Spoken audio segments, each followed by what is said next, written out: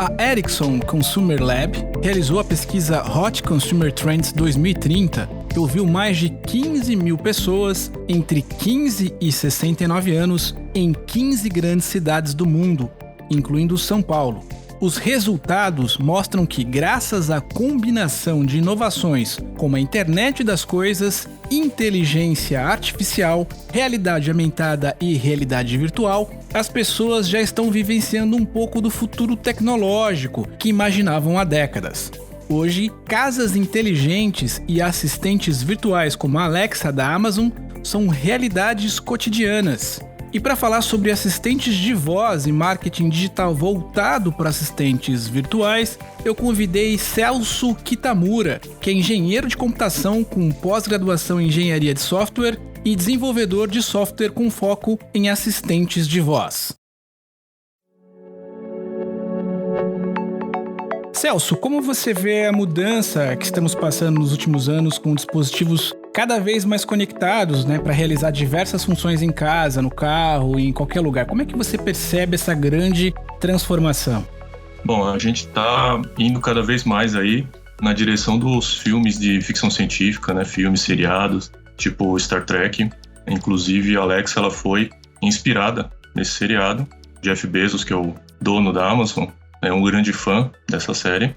E no caso específico aí da voz, assistentes virtuais, a gente está no meio de uma revolução tecnológica, eu acredito, porque ela revoluciona aí a interação entre a gente e os computadores, Então, se a gente pegar desde do início ali do cartão perfurado, passando ali pelo teclado e monitor, depois veio a revolução do mouse.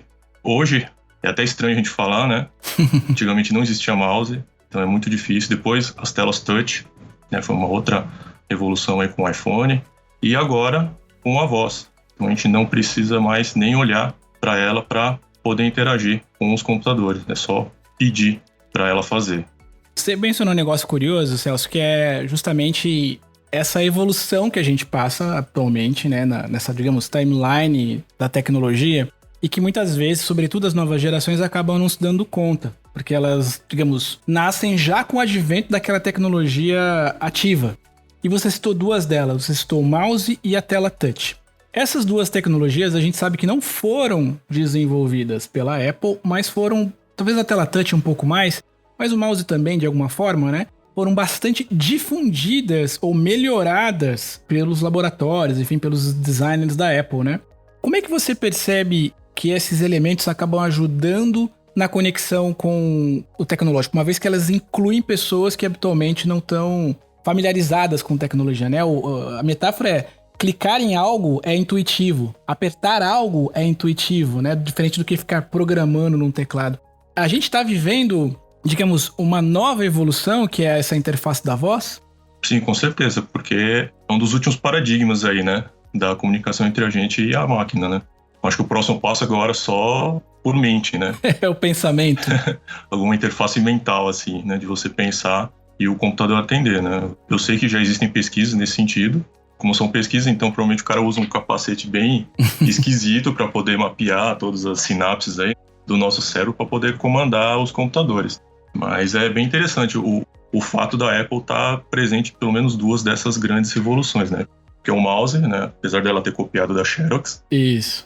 Mas na época a Xerox não ia lançar, foi o Steve Jobs que viu que o negócio tinha futuro, e depois com as telas touch do iPhone, que foi o lance da tecnologia da tela, Porque a tela touch já existia, só que ela tinha uma outra tecnologia, você tinha que usar uma canetinha, porque ele não reconhecia o seu dedo. E aí ele trocou essa tecnologia para a tecnologia de hoje, que é a capacitiva, E aí você consegue manipular com o dedo e não precisa ficar perdendo caneta por aí, que nem era antigamente, que eu já trabalhei com esse tipo de dispositivo, na época do Windows CE, Mobile.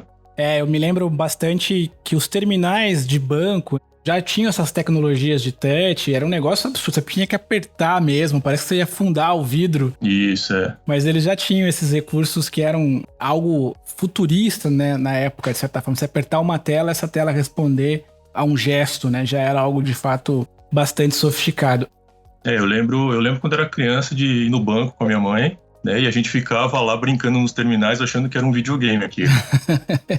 Eram telas de fósforo verde naquela época, não tinha gráfico nenhum, e a gente ficava lá apertando, assim, digitando os números ali da conta, achando que era algum jogo de senha, por exemplo, né? Era muito engraçado isso. Daí hoje que você fala, poxa vida, onde que a gente tá, né? É verdade, eu também tinha esse fascínio.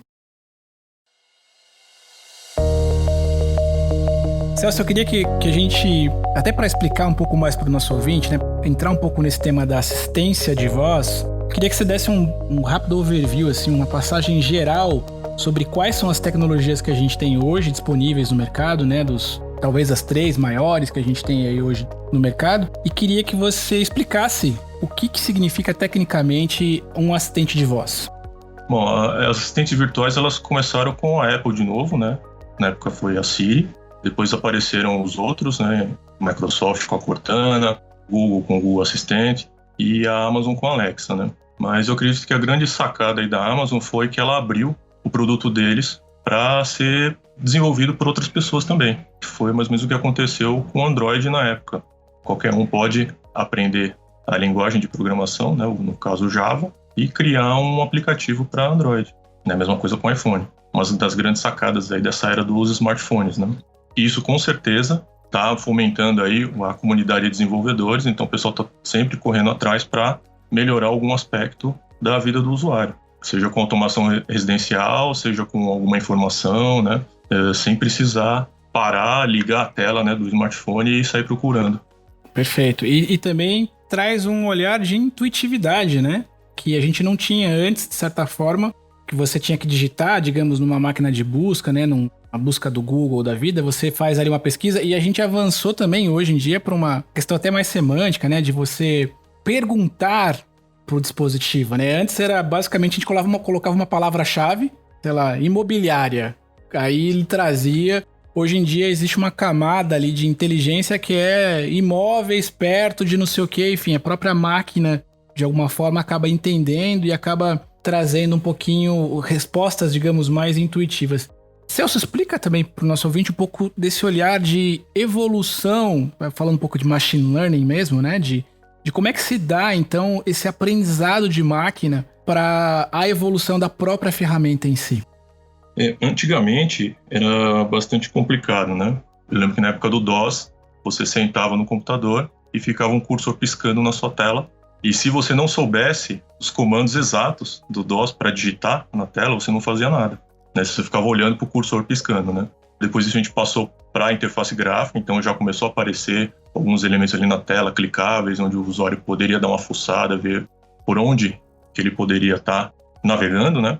E agora, com o assistente virtual, esse conceito mudou bastante. Então agora não é o usuário que precisa saber qual é o comando que você precisa dar para a máquina. É o desenvolvedor que precisa prever todas as perguntas que ele poderia fazer para o assistente, do jeito que ele pediria, como se fosse uma conversa natural. Então esse jogo inverteu um pouco. Então nem tanto para o usuário, agora é a gente que precisa se preocupar com isso. Então dentro da interface de um aplicativo de voz, da Alexa, por exemplo, a gente tem que prever o máximo de possibilidades que o usuário tem de pedir alguma coisa para a gente, para que a gente consiga alterar o fluxo ali do processamento do programa para fazer a coisa que ele está querendo. Também lembrando para o nosso ouvinte, né, que eventualmente não esteja familiarizado com esses dispositivos, né, o Alexa, como o Celso acabou de mencionar, é um dispositivo pequenininho, uma caixinha que você consegue comprar facilmente aí online. Foi desenvolvido pela Amazon, né, então você compra facilmente esse dispositivo online aí pela Amazon. Em qualquer grande varejo hoje em dia também você encontra esses dispositivos. E basicamente o que ele faz é interpretar um comando de voz para uma resposta que ele vai buscar virtualmente isso na nuvem, enfim, vai entender aquela demanda e vai trazer um resultado para você que pode ser eventualmente um alarme, uma consulta para uma pergunta, né? Pode ser a inclusão de um item para uma lista virtual, pode ser tocar uma música, enfim, tem uma enormidade de ações que essas ferramentas podem fazer. E sobre esse ponto especificamente, sobre as possibilidades, Celso, eu queria ouvir a tua perspectiva e a tua opinião. Como é que você avalia o marketing digital? Ou seja, como é que as marcas podem se apropriar ou podem se valer dessas possibilidades enormes para poder estarem mais próximas dos seus clientes? Uma coisa que a Amazon fez, que é uma sacada que eu achei que foi muito legal em relação à Alexa, foi que a tecnologia que você utiliza para fazer esses aplicativos de voz, né, que são chamadas de skills na Alexa, não tem nada de novo. Então você não precisa aprender uma linguagem de programação nova, você não precisa aprender uma tecnologia nova, porque toda a parte de reconhecimento de voz, desse processamento da voz humana, né, para ele entender o que está sendo pedido, a Amazon já fez e colocou lá na nuvem da Alexa.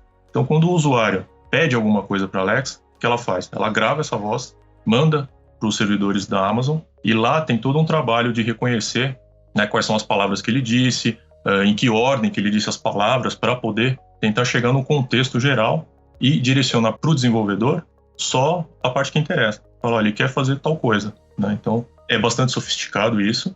E o interessante é que para quem está querendo entrar nesse mercado, né, de desenvolver alguma coisa para assistente virtual, você não precisa aprender nada de novo, você não precisa ser um expert em reconhecimento de voz, por exemplo, né? Porque já está tudo pronto e a gente só utiliza as coisas que ela já disponibiliza para a gente. E você, do ponto de vista de marcas efetivamente mesmo, a gente sabe que hoje em dia a parte importante, você até mencionou agora há pouco, sobre as skills, né? Que são essas, sei lá, grosso modo, queria que você me corrigisse se eu estiver errado, mas a grosso modo seria quase que um aplicativo, é quase que uma tecnologia que está ali entre esse ambiente todo que você mencionou aí, de reconhecimento de voz, / interpretação desse comando, né? E o usuário final. E essa skill, ela pode vir, digamos, envelopada, adesivada com uma marca de um cliente e habilitada para ter algumas funções específicas. Essas skills estão sendo já bastante utilizadas pelas marcas para se comunicar com seus consumidores? Sim, desde o lançamento, né, da Alexa aqui no Brasil, né, porque não é simplesmente trazer os dispositivos e sair vendendo, né? Tem todo um trabalho ali de localização da Alexa, né, para ela reconhecer o português, para ela reconhecer o contexto de várias coisas aqui do Brasil. Você pode perceber que dependendo do que você pergunta para ela, ela te responde coisas daqui, né? Seja fazendo uma piadinha com personagens de novela, coisas do tipo. E o que aconteceu? Quando a Alexa veio para cá em outubro de 2019, ela já veio com algumas skills de marcas grandes. Por exemplo, você pode pedir comida pela Alexa, né? Existe uma skill, né, um aplicativo de voz desse aplicativo que praticamente todo mundo utiliza para pedir comida hoje, né, principalmente agora na pandemia. Qual é a grande sacada? Eles não precisaram refazer esse aplicativo para colocar na Alexa, né? Grande parte da inteligência que ele já tem, das regras de negócio, da estrutura que esse aplicativo já utiliza no aplicativo de smartphone, pode ser utilizado pela Alexa também, né? Desde que você faça uma parte de um software, né, que a gente chama de web service ou conector ou plugin, não sei, que você consegue conectar na Alexa. Então você consegue ativar esse aplicativo de voz, desse aplicativo de entrega, fazer um login com a sua senha que você já utiliza no seu celular, e aí você utiliza ele como se estivesse no smartphone, né? Só que usando a voz. Celso, você mencionou um negócio interessante, que é essa facilidade no desenvolvimento de skills e vamos chamar de skill / aplicativos aqui para as pessoas entenderem um pouco mais, que eventualmente a pessoa não precisa ser um programador, um especialista numa linguagem, ele tendo alguma noção de lógica ali, ele consegue desenvolver esse skill. A minha pergunta para você é, qualquer pessoa pode criar o seu skill hoje em dia na Alexa? Sim, porque a Amazon ela tem várias categorias de skills. Existem skills que você não precisa codificar nada, é só você preencher um formulário lá com algumas informações que ele já sai funcionando. Por exemplo, uma skill de resumo de notícias, que tem dentro da Alexa, que no Brasil já tem vários, de vários veículos de mídia aí, já está disponível. E aí, para isso, você só precisa de um endereço que traga essas notícias, num formato que ela entenda. E a maioria dessas empresas de mídia já tem isso pronto, porque elas utilizam para, sei lá, aplicativo de smartphone ou para um blog, e isso já está pronto, então. A princípio, você não precisa saber programação para criar determinados tipos de skills.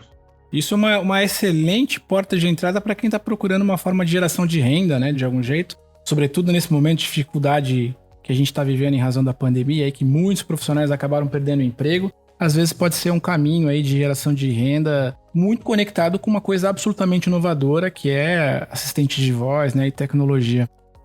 Eu queria entender um pouco mais sobre o gap, né, sobre a distância que a gente tem dessas tecnologias, até porque você mencionou a questão importante da localização do conteúdo, né, o conteúdo precisa ser localizado para o país de origem que ele vai ser aplicado, mas existe hoje um gap entre o potencial ou as habilidades que a Alexa e que os outros assistentes virtuais fazem no seu idioma local, que é o inglês, pro português, por exemplo? Eu quero dizer o seguinte, em resumo, a Alexa nos Estados Unidos ela é mais inteligente, entre aspas, ou entrega mais recursos, entre aspas, do que no Brasil?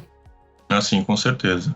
Lá nos Estados Unidos ela tem vários recursos que ainda não estão disponíveis aqui no Brasil, mas eu estou acompanhando a Alexa desde o lançamento aqui e mensalmente, né, frequentemente a Amazon traz muita novidade para cá. Então é só questão de tempo até essas novidades chegarem até aqui. Lógico que sempre vai ter uma defasagem, porque eles experimentam muita coisa lá, né? Então tem coisa que está disponível lá que às vezes nem acaba chegando aqui e eles abandonam por completo, né? Tem alguns dispositivos da Alexa que hoje já não são mais fabricados. Existiu lá por algum tempo nos Estados Unidos, eles viram que o negócio não ia engrenar e aí parou por ali mesmo, né? Já nem foi para outros países. Celso, o que é a Alexa Presentation Language, ou APL? Para que ela serve? Bom, a gente sabe que os aplicativos aí de voz são desenhados aí para o usuário interagir utilizando só a voz, né? Conversando com a Alexa.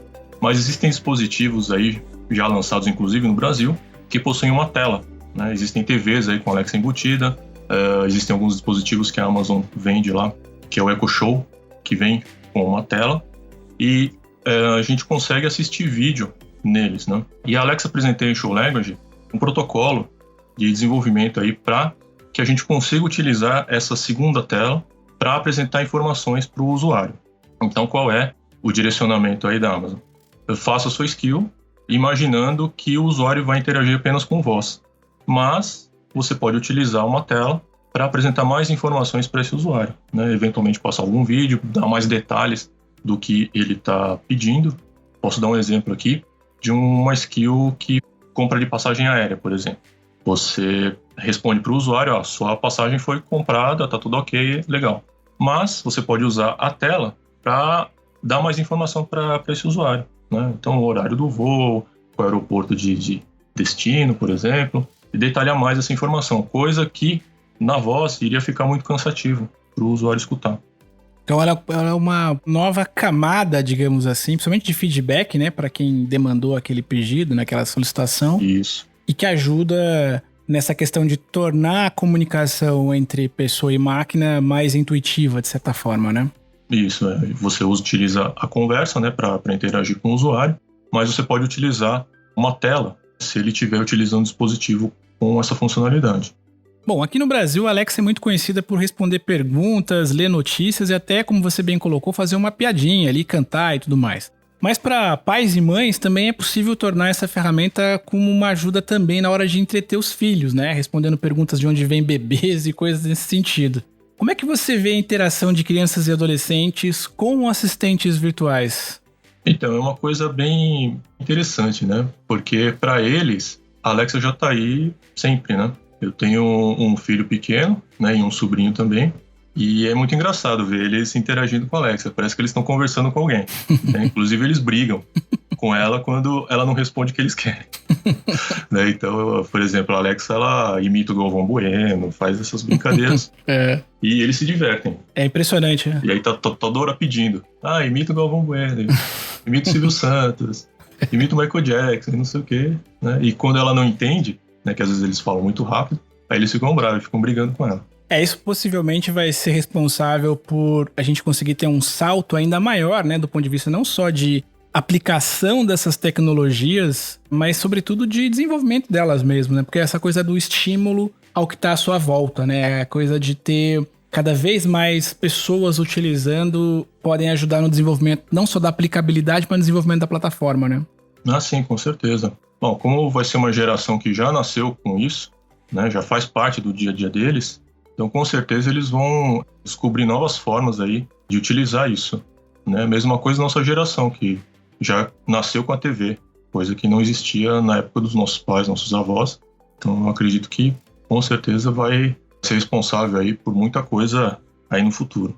Celso, qual é o próximo passo em se tratando de assistências de voz? Para onde você acha que a gente deve ir? Qual que é a fronteira ainda a se explorar dentro desse tipo de tecnologia? Bom, eu acho que a gente nem começou a explorar isso propriamente dito, né? É só a gente lembrar aí da época dos smartphones, né? Que no início O que a gente tinha era adaptações de sites que já existiam, né, de sistemas que já existiam, transportados para o smartphone, né, até que começaram a aparecer aplicativos que você não vê ele de outra maneira. Aplicativos que sem o smartphone não existiriam. No Instagram, por exemplo, é um deles. Já nasceu com os smartphones e num site, né, se você fosse fazer um site do Instagram, por exemplo, já não faz muito sentido, né, que justamente o fato de ser móvel é que dá sentido para essa rede social. E eu acredito que com os aplicativos de voz a gente ainda não chegou nesse estágio. Tá? A gente está aprendendo ainda a utilizar. Então é como se a gente tivesse no início ali os smartphones, assim como o iPhone acabou de sair. A gente tem uma lojinha de aplicativos, funciona assim, assim, assado. E aí agora o pessoal está experimentando muita coisa aí. Mas uma das coisas que eu vi que já está rolando aqui no Brasil, inclusive, e que eu acho que é um dos caminhos, é que a Amazon ela lançou um programa de incentivo para a criação de skills para pessoas com deficiência, né? Então, pelo fato de se você utilizar a Alexa totalmente com a voz, então para quem é deficiente visual, por exemplo, tem muita coisa que a gente consegue fazer para ajudar esse pessoal. Perfeito, faz todo sentido. Quer dizer, ele acaba sendo um instrumento de acessibilidade muito grande, né? Isso. Faz todo sentido. Inclusive, uma reportagem faz pouco tempo, não tem muito a ver com assistente virtual, mas com certeza pode chegar nisso, que é um corredor com deficiência visual. Ele conseguia correr sozinho, sem precisar ter alguém do lado dele para mostrar o caminho, né? Ele tinha alguns sensores ali para reconhecer uma linha pintada no chão, e aí ele corria sozinho, só escutando ali as instruções para ir, né, ir mais para a direita, mais para a esquerda, etc. E aí ele conseguia correr sozinho, sem precisar de ninguém acompanhar ele. Sensacional. Bom, Celso, queria, antes de terminar nosso papo aqui, pedir para você passar para os nossos ouvintes os seus contatos aí, para quem quiser ou eventualmente desenvolver uma skin ou aprender a desenvolver uma skin. Eu sei que você também trabalha com esse tipo de serviço, né? Enfim, divide aí com a nossa audiência um pouquinho dos seus links aí para a gente poder seguir conversando contigo aí nas redes sociais. Bom, eu tenho um blog, né, que é o celsoquitamura.com.br, e um canal lá no YouTube, que também se chama Celso Kitamura, onde eu falo aí sobre desenvolvimento de skills para Alexa e sobre desenvolvimento de software em geral, né? Já são 20 anos aí programando. Eu acho que eu tenho bastante coisa aí para dividir com esse pessoal que está querendo enveredar aí por essa área tecnológica. Bom, pessoal, espero que vocês tenham gostado do papo que eu tive com o Celso, que foi muito bacana, porque a gente trouxe para a roda de discussão um pouco mais do debate de como essas tecnologias, né, de assistente de voz tão comentadas e tão difundidas mundo afora e que estão chegando forte aqui no Brasil também, podem revolucionar a forma como a gente se conecta com a tecnologia, né? Ele traz essa camada bastante intuitiva, sobretudo incluindo pessoas que não estão habituadas a lidar com interfaces tradicionais como teclado e mouse. Vide os nossos avós, até os nossos pais, enfim, pessoas mais velhas que não estão muito habituadas a trabalhar com tecnologias ou com interfaces de dados, né, como teclados e mouses e interfaces visuais. A assistência de voz vai poder incluir muita gente, inclusive uma imensa quantidade de pessoas com deficiência que acabam tendo muita dificuldade para poder se valer do uso dessas tecnologias. Bom, como eu sempre menciono, se você quiser continuar essa conversa, me procure nas redes sociais, no @SamuelLeite. Você me encontra em todas as redes. Isso ajuda a estreitar o nosso contato aqui, a nossa relação. Então, se você quiser também mandar uma sugestão de pauta, de conversa, algum tema que você gostaria de se conectar aqui no Transformação Digital CBN, é muito simples, basta mandar um e-mail para samuel@transformaçãodigitalcbn.com.br. Eu sou o Samuel Leite e, como eu sempre digo, cuide dos seus, fique bem e até a próxima, pessoal. Tchau.